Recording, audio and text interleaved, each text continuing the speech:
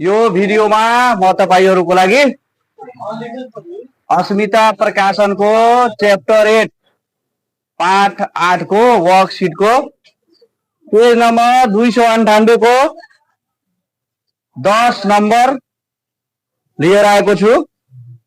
यो 10 नम्बरमा के भनेको छ, the trial balance of X company limited as on 31 Chaitra is given below. एउटा एक्स कंपनी लिमिटेड को 31 चैत्र को ट्रायल बैलेंस दिएको छ। ट्रायल बैलेंस में equity share capital sales purchase wages carried fix sales creditor debtor dividend paid retained earning दिएको छ। अनि यसको टोटल कति छ, 7 लाख 7 लाख। अनि त्यसपछि एडिशनल इन्फर्मेसन में depreciate fix sales by 10%, wages outstanding 5000 अनि त्यसपछि प्रोभिजन फर टैक्स 20% दिएको छ। अनि रिक्वायरमा के बनेको छ, वर्कशीट विथ 12 कलम। यहाँ 12 कलम भनिदिएको छ। र यदि 12 कलम नभने पनि यदि यसमा भन्थ्यो वर्कशीट नेसेसरी वर्कशीट भने हामीले के कति कुन कलम बनाउने, 12 कलम बनाउने। किनभने यसमा रिटेन अर्निंग में जाने शीर्षकहरू दिएको छ। अब यहाँ 10 नंबर पेज नंबर कति 298 12 कलम वर्कशीट। अब हेर्नु, अब हामीले के गर्नु पर्यो, 12 कलम वर्कशीट को फर्मेट बनाउनु पर्यो। अब 10 कलम बनाउँदा कतिवटा खण्ड हामीले कोर्छौं, 12 वटा हैन। तर 12 कलम बनाउँदा कतिवटा खण्ड कोर्ने हो, 14 वटा खण्ड कोर्ने हो। अब तपाईहरु भन्नुहुन्छ कि सर 10 कलम में 12 वटा बनाउँछ खण्ड, यसमा कतिवटा 14 वटा 14 वटा बनाउँछौ, त यसलाई 14 कलम र त्यसलाई 12 कलम किन भन्दैन? किनभने यो 2 वटा जुन खण्ड हुन्छ नि, सिरियल नम्बर जुन हुन्छ के हुन्छ, सिरियल नम्बर जुन हुन्छ अनि पार्टिकुलर हुन्छ, त्यसको काउन्टिङ हुँदैन। 10 कलम में 5 वटा खण्ड के हुन्छ, डेबिट को हुन्छ, 5 वटा क्रेडिट को हुन्छ। यसमा कतिवटा डेबिट को हुन्छ, 6 वटा डेबिट को र 6 वटा क्रेडिट को। हैन, बुझ्नुभयो? अब यहाँ सिरियल नम्बर हुन्छ, के हुन्छ, सिरियल नम्बर। त्यसपछि यहाँ के हुन्छ, पार्टिकुलर लेख्ने वा अकाउन्ट हेड पनि के गर्न सकिन्छ, लेख्न सकिन्छ। यहाँ अन एडजस्टेड ट्रायल बैलेंस, यहाँ के हुन्छ, डीआर हुन्छ, यहाँ के हुन्छ, सीआर हुन्छ। अब यहाँ के हुन्छ, एडजस्टमेंट यहाँ के हुन्छ, डीआर हुन्छ, यहाँ सीआर हुन्छ। अब त्यसपछि के हुन्छ, एडजस्टेड ट्रायल बैलेंस, यहाँ के हुन्छ, डीआर, यहाँ के हुन्छ, सीआर हुन्छ। यहाँ के हुन्छ, इनकम स्टेटमेंट, यहाँ के हुन्छ, डीआर र यहाँ के हुन्छ, सीआर हुन्छ। त्यसपछि यहाँ के हुन्छ, statement of retain earning short में आर ई लेख्ने, यहाँ के हुन्छ, डीआर, यहाँ के हुन्छ, सीआर। त्यसपछि यहाँ के हुन्छ, बैलेंस शीट, यहाँ के हुन्छ, डीआर र यहाँ के हुन्छ, सीआर।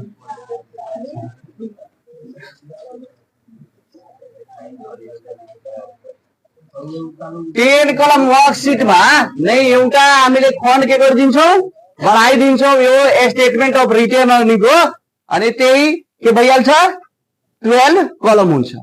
अब हामी क्वेशन तिर लाग्छौं।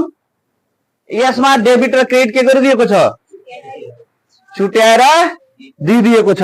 हामीले डेबिट क्रेडिट छुट्याउनु छैन, मात्र हामीले सिरियल नम्बर र पार्टिकुलरमा अमाउन्ट लेख्ने, पार्टिकुलरमा शीर्षक लेख्ने अनि डेबिटमा एमाउन्ट दिएको छ भने डेबिटमा लेख्ने, क्रेडिटमा दिएको छ भने क्रेडिटमा लेख्ने। एक नम्बरमा के दिएको छ? Equity share capital. Equity share capital कति हजार दिएको छ? एमाउन्ट 1 लाख दिएको छ, 2 लाख दिएको छ। यहाँ कति हुन्छ? 2 लाख हुन्छ। 2 नम्बरमा के दिएको छ? सेल्स कति हजार दिएको छ? 4 लाख। क्रेडिटमा एमाउन्ट दिएको छ त क्रेडिटमा राख्ने। 3 नम्बरमा पर्चेज दिएको छ 2,95,000। पैसा कहाँ दिएको छ? डेबिटमा। 4 नम्बरमा वेजेज एमाउन्ट कहाँ दिएको छ? डेबिटमा हुन्छ 50,000। त्यसपछि 5 नम्बरमा क्यारी दिएको छ, डेबिटमा दिएको छ, डेबिटमा एमाउन्ट राख्ने। 6 नम्बरमा के दिएको छ? फिक्स एसेट दिएको छ, फिक्स एसेट कति दिएको छ? 3 लाख। डेबिटमा दिएको छ भने कहाँ लेख्ने? डेबिटमा लेख्ने। त्यसपछि 7 नम्बरमा के दिएको छ? क्रेडिटर। क्रेडिटर दिएको छ 50,000। क्रेडिटमा एमाउन्ट दिएको छ भने कहाँ राख्ने? क्रेडिटमा राख्ने। त्यसपछि 8 नम्बरमा के दिएको छ? डेब्टर दिएको छ, हेर्नुहोस् 40,000। डेबिटमा दिएको छ, डेबिटमा राख्ने। 9 नम्बरमा के दिएको छ? डिभिडेन्ड पेड कति हजार? 10,000। डेबिटमा एमाउन्ट दिएको छ भने कहाँ राख्ने? डेबिटमा। अनि 10 नम्बरमा के दिएको छ? रिटर्न अर्निङ कति हजार दिएको छ? डेबिट क्रेडिटमा दिएको छ एमाउन्ट त क्रेडिटमा राख्ने। अब यहाँ के लेख्ने? एडजस्टमेन्ट। 1 नम्बरमा के दिएको छ? Depreciation on fix asset 10%। कति? 10%। यहाँ हेर्नु। अब डिप्रिसिएसन कति दिएको छ? 3 लाख। 10% दिएको छ फिक्स एसेटमा। फिक्स एसेट कति छ? 3 लाख। 3 लाखको 10% निकाल्दा कति हजार हुन्छ? 30,000 हुन्छ। अब त्यसलाई हामी के गर्छौं? डेबिटमा 30,000। एडजस्टमेन्टमा के गर्नुपर्छ? डेबिटमा राख्नुपर्छ। अब त्यसपछि 2 नम्बरमा के दिएको छ? Outstanding wages. वेजेज आउटस्ट्यान्डिङ कति हजार दिएको छ? 5,000 दिएको छ। कहाँ जान्छ यो?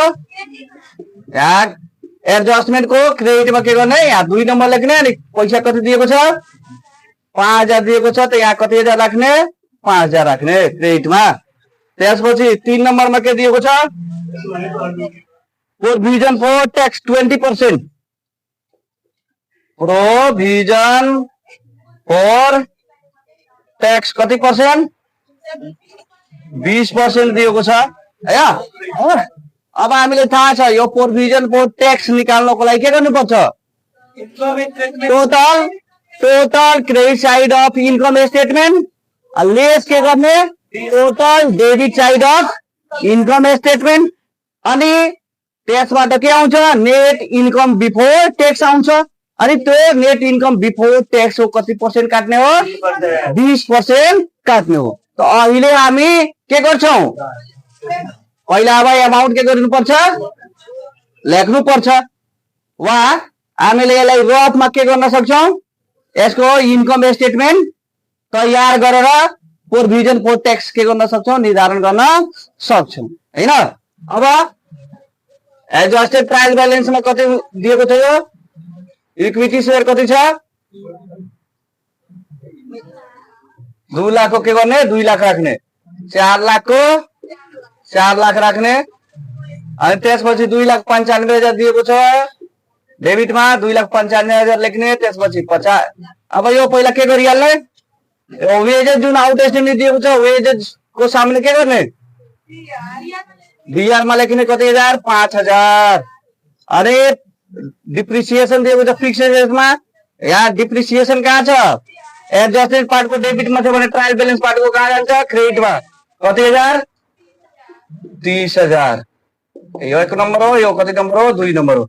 अब 2 लाख वेटेज कति हुन्छ 50,000 5,000 कति भयो 55,000 भयो। त्यसपछि क्रेडिट कति दिएको छ 5,000 दिएको छ 5,000 राख्ने फिक्स एसेट 3 लाख अनि यो क्रेडिट में कति छ 30,000 छ यो डेबिट में छ फिक्स एसेट अनि डिप्रिसिएसन कहाँ छ क्रेडिट में छ भने के गर्नुपर्छ लेस गर्नुपर्छ। अब कति हुन्छ 2,70,000 हुन्छ। त्यसपछि क्रेडिटर 50,000 हो के गर्ने 50,000 यहाँ राख्ने डेब्टर 40,000 दिएको छ 40,000 के गर्ने डेबिट में राख्ने डिभिडेन्ड पेड 10,000 दिएको छ त्यो पनि के गर्ने डेबिट में राख्ने रिटर्न अर्निङ 50,000 दिएको छ के गर्ने 50,000 यहाँ राख्ने। अब यसबाट के गर्ने इन्कम स्टेटमेन्टमा जाने शीर्षकहरू अहिले कहाँबाट गर्छौ यो डिप्रिसिएसन कति दिएको छ 30,000 दिएको छ त्यहाँ के गर्ने 30,000 राख्ने आउट एसेनिक कति हजार दिएको छ 5,000 दिएको छ त्यो 5,000 के गर्ने राख्ने हैन। अब यहाँ के गर्ने नेट प्रॉफिट एनपीएल लेखिहाल्ने net profit retained earning RE लेख्ने त्यसपछि के गर्ने टोटल गर्ने यसको यो अनर जैसे ट्रायल बैलेंस को टोटल गरेर दिएको छ बुकमा नै क्वेशनमा दिएको छ कति हजार 7 लाख दिएको छ त 7 लाख के गर्ने लेख्ने यहाँ पनि कति लाग्ने 7 लाख लेख्ने। यसको टोटल अहिले नगर्ने किनभने यसमा प्रोभिजन फर ट्याक्स अहिले हामी निर्धारण गरेको छैन। अब इन्कम स्टेटमेन्ट दिएको छ स्टेटमेन्ट अफ रिटेन अर्निङ र ब्यालेन्स सिट र यो जुन शीर्षकहरु छ त्यो शीर्षकहरु कुन शीर्षकहरु इन्कम स्टेटमेन्टमा जान्छ कुन रिटेन अर्निङमा जान्छ कुन ब्यालेन्स सिटमा जान्छ हामी के गरिहाल्छौं पोस्टिङ गरिहाल्छौं हैन। त यो शेयर क्यापिटल कहाँ जान्छ ब्यालेन्स सिटको क्रेडिटमा जान्छ कति लाख 2 लाख।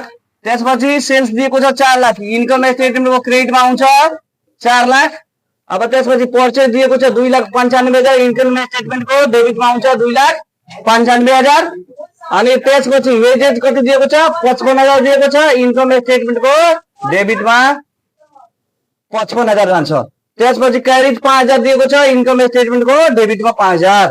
त्यसपछि फिक्स एसेट दिएको छ कति 2,70,000 त यहाँ कति राख्ने ब्यालेन्स सिटको डेबिटमा राख्ने 2,70,000 अनि त्यसपछि क्रेडिटर दिएको छ 50,000 ब्यालेन्स सिटको लायबिलिटीमा के गर्ने यहाँ 50,000 पोस्टिङ गर्ने। अब त्यसपछि के दिएको छ डेब्टर 40,000 दिएको छ ब्यालेन्स सिटको डेबिटमा के गर्ने 40,000 पोस्टिङ गर्ने।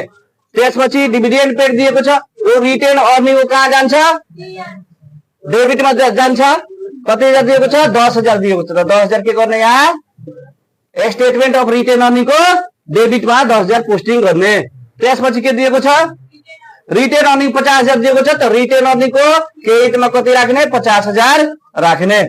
अब त्यसपछि डिप्रिसिएसन अन फिक्स एसेट दिएको छ 30,000 हैन एडजस्टमेन्ट पार्टमा त 30,000 के गर्ने इन्कम स्टेटमेन्टको डेबिटमा राख्ने। त्यसपछि आउट स्ट्यान्डिङ वेज दिएको छ 5,000 कहाँ राख्ने ब्यालेन्स सिटको लायबिलिटीमा 5,000 राख्ने। अब हामीलाई अहिले के निकाल्नु छ पहिला प्रोभिजन फर ट्याक्स निकाल्नको लागि पहिला के गर्नु पर्यो इन्कम स्टेटमेन्ट बाट त्यो निकाल्ने हो।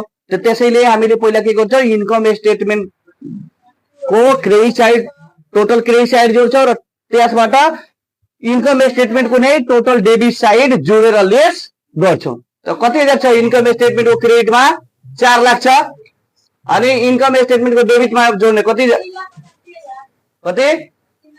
3,85,000 4 लाखबाट यो डीआर साइड हो इन्कम स्टेटमेन्ट के हो डीआर साइड हो यसबाट के लेस गर्ने हो इन्कम स्टेटमेन्ट को सीआर साइड कति आएको छ 3,85,000 यो सीआर साइड हो इन्कम स्टेटमेन्ट को हैन।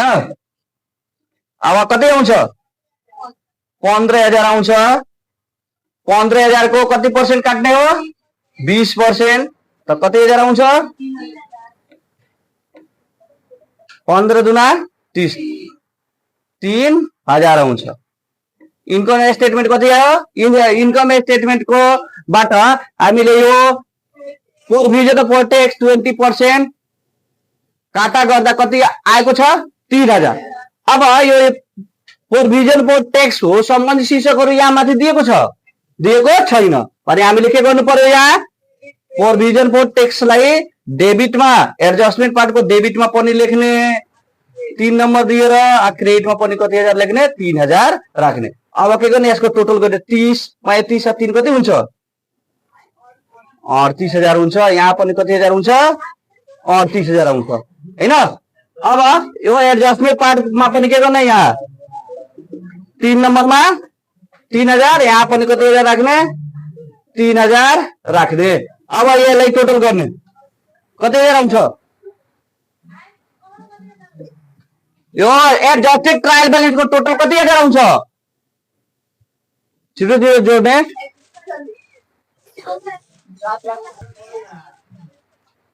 त्यस्तो हुन्छ। अब यो इन्कम स्टेटमेन्ट कहाँ जान्छ? डेबिटमा कति हजार हुन्छ? 3 नम्बर 3000 हुन्छ र बैलेंस शीट को लायबिलिटीमा के हुन्छ? 3000 हुन्छ। अब यो गर्ने 4 लाखबाट यो घटाउने डेबिट साइड 4 लाखबाट 12000। बुक को एन्सर हेरेर नभन्ने, त्यो घटाएर के गर्ने? भन्ने। कति हजार आइरहेको छ? 12000 आइरहेको छ। कुन साइडमा आउँछ? डेबिटमा आउँछ 12000। अब यो 12000 कहाँ जान्छ? रिटेन अर्निङको क्रेडिटमा। अब रिटेन अर्निङको टोटल कति हुन्छ?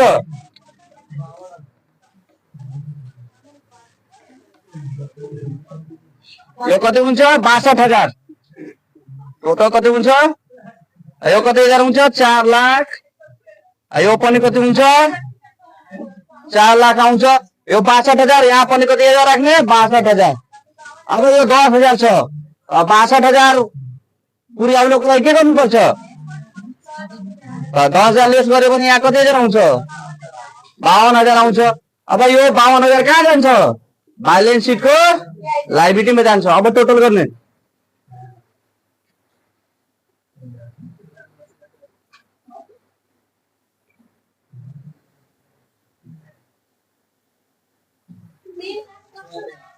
तीन लाख कति हजार आइरहेको छ? 3,10,000। यहाँ 3,10,000 हेरेको छैन? 2,70,000 40,000 कति हजार आएको छ? 2,70,000 30,000 3,10,000 3 लाख कति हजार हुन्छ? 10,000 हुन्छ।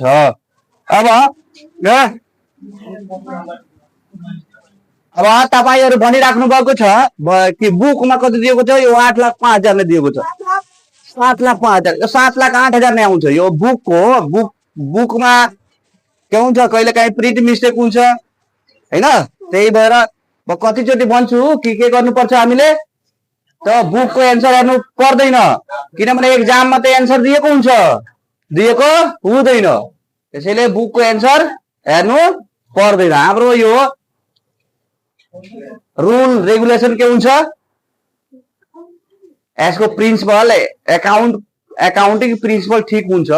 एकाउन्टिङ प्रिन्सिपल अनुसार हामीले अभिलेख राखेको छौं भने के हुन्छ? त्यो नै राइट हुन्छ। बुकमा कति एन्सर दिएको छ त्योसँग मतलब छैन। यदि हामीले कहीं मिस्टेक गरेको हुन्छ, गल्ती गरेको हुन्छ भने एन्सर यहाँ यो बैलेन्स शीटको मिल्न सक्दैन। बुझ्नुभयो? अब यो भिडियोलाई 2 चोटि 3 चोटि के गर्ने? हेर्ने, लाइक र सब्स्क्राइब गर्ने।